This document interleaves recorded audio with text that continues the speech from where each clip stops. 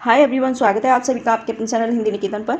शिक्षक भर्ती से रिलेटेड या फिर बीपीएससी से रिलेटेड कोई भी महत्वपूर्ण अपडेट होती है तो सबसे पहले आपके अपने चैनल हिंदी निकेतन के माध्यम से अपडेट आपको दी जाती है। आपको पता होगा पटना हाई कोर्ट के द्वारा कल ये डिसीजन दिया गया है जिससे आपकी जो टीआरई 3 की एग्ज़ाम है उस पर स्टे लग गया है। और कब तक ये स्टे चलेगा, कब एग्ज़ाम होगा, साथ ही आपका जो पोर्टल खुलने वाला है या फिर दोबारा से इसका विज्ञापन निकलेगा, तो बहुत सारे ऐसे सवाल हैं जिनके सारे के सारे सवालों के जवाब इस वीडियो के माध्यम से आप सभी को मिलने वाले हैं।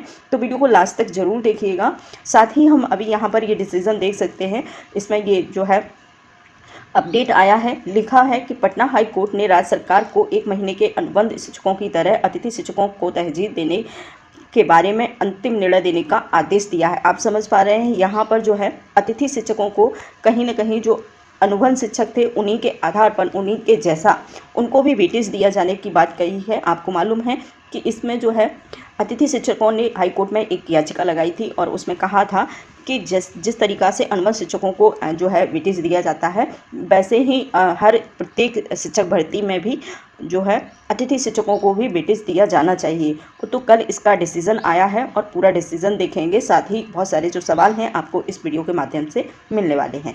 यहाँ पर हम बात करेंगे, पटना हाई कोर्ट ने कहा है कि सरकार और बीपीएससी दोनों को ये मतलब आदेश दिया है कि 1 महीने के अंतराल में 1 महीने के अंतराल में इसका जो डिसीज़न है क्लियर करके दें, आप किस तरीक़ा से आप इनको शिक्षक भर्ती में शामिल करेंगे शामिल करेंगे। और आपको पता है कि अब कुछ दिनों में आप जल्दी मतलब 4 या 6 दिन में ही आप देखेंगे कि कोई ना कोई जो है ऑफिशियल नोटिस ज़रूर जारी करेगा बीपीएससी, जिसमें बैठक के माध्यम से डिसीज़न लिया जाएगा कि पोर्टल खुलेगा या नहीं खुलेगा, और पोर्टल खुलेगा या फिर विज्ञापन जारी होगा। ठीक है, यहाँ पर बात करेंगे, लिखा हुआ अतिथि शिक्षकों को रोजगार के प्रत्येक वर्ष 5 अंक और अधिकतम 25 अंक पर सरकार को जल्द निर्णय देने को कहा है। आप देख सकते हैं कहा है कि जो अतिथि शिक्षक हैं उन्हें प्रत्येक साल के 5 अंक और जो है अधिकतम अंक जो है 25 अंक दिए जाएंगे प्रत्येक परीक्षा में।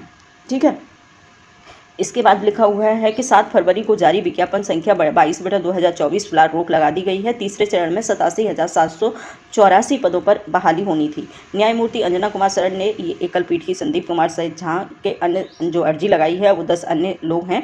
उसके बाद ये डिसीजन दिया हुआ है हाईकोर्ट के द्वारा और कहा गया है कि जैसे अनुबंध शिक्षकों को जो है शामिल किया जाता है भर्ती प्रक्रिया में, ठीक उसी तरह के अतिथि शिक्षकों को भी शामिल किया जाए क्योंकि वो भी इसके हकदार हैं। तो अब मानना ये है कि कब तक ये एग्ज़ाम आपका हो सकता है। आपको मैं बताऊं, आपका एग्ज़ाम जो है जुलाई के लास्ट या सेकंड वीक में जाएगा। क्यों? क्योंकि 1 महीने का अंतराल दिया है और इससे ये भी कहा जा सकता है कि आपका जो टीआरई 4 है कहीं ना कहीं उस पर भी असर पड़ेगा, और जैसे आपका अगस्त में होने वाला था हो सकता है सितंबर तक खिंच जाए।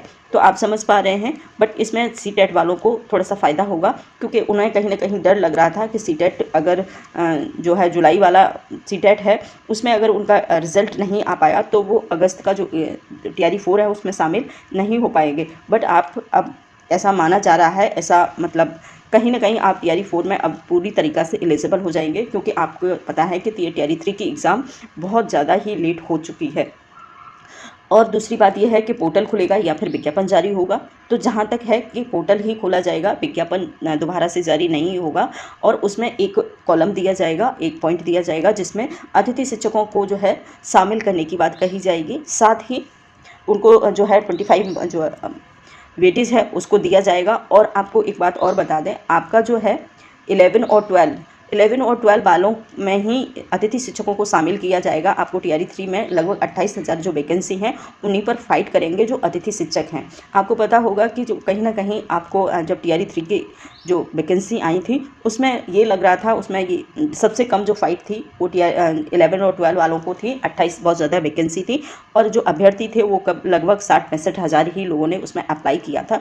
बट अब ऐसा लग रहा है कि कहीं ना कहीं अब जो फाइट है वो 28,000 यानी कि 11-12 वालों को ही सबसे ज़्यादा करनी पड़ेगी, क्योंकि जो अतिथि शिक्षकों को शामिल सिर्फ 11 और 12 वाली भर्ती में वो पदों पर ही किया जाएगा। 6 to 8 1 to 5 में नहीं किया जाएगा और सिर्फ 11 और 12 में ही शामिल किया जाएगा। तो कहने का मतलब ये है कि अब जो 28,000 भर्ती थी पद थे उसमें अब थोड़ी सी फाइट ज़्यादा हो चुकी है और अब डिसीजन जो है सरकार को जल्द से जल्द लेना ही पड़ेगा, क्योंकि उससे पहले जो अनुबंधक शिक्षक हैं उनमें उनको शामिल कर ही लिया है बीपीएससी ने, तो इनको भी शामिल करना ही पड़ेगा क्योंकि हाईकोर्ट का ऑर्डर है।